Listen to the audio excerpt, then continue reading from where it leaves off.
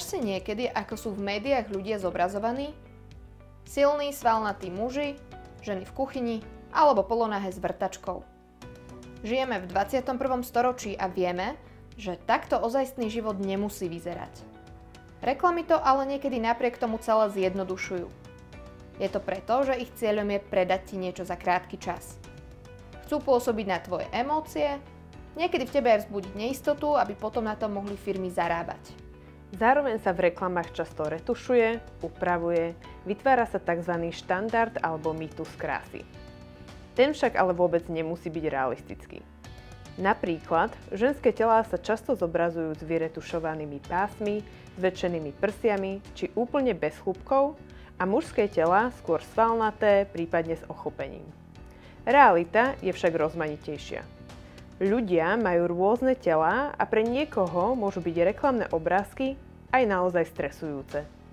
Okrem toho sú okolo nás aj ľudia rôznych farieb pletí, niekto má zdravotné znevýhodnenie, niekto má 50 kg, niekto 70, niekto 100, niekto má jazvu, niekto tetovanie, niekto je vyšší a niekto nie.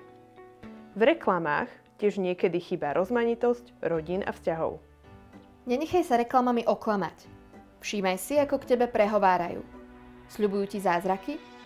Snažia sa ti povedať, že tvoje telo by malo byť iné a stane sa to iba vďaka tomuto super, extra, špeciálnemu produktu? Aké emócie v tebe takéto reklamy vzbudzujú? Akých ľudí prezentujú? Znázorňujú ľudské telá vhodne alebo nevhodne? Upevňujú rodové stereotypy alebo berú do úvahy, že ľudia sú rozmanití a ich vlastnosti tiež?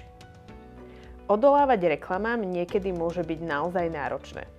Zaslúžiš si vedieť, že máš v rukách moc reklamu nielen vypnúť, ale aj nekúpiť si daný produkt, či napísať podnet, že sa ti reklama fakt nepáči a zdôvodniť to.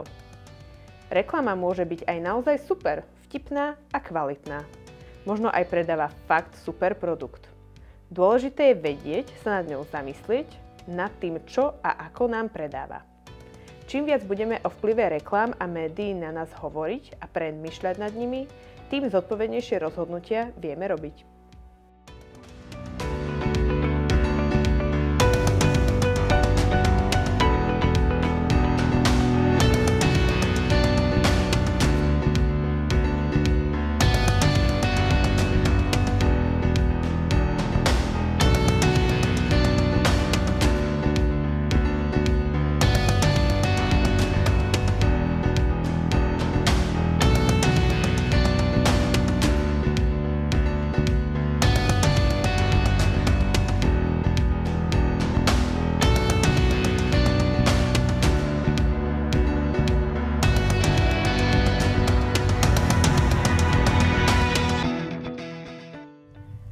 Okrem dôveryhodných dospelých osôb sa môžeš obrátiť aj na linky podpory.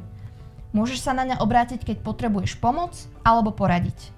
Pamätaj si, pýtať si pomoc je odvážne.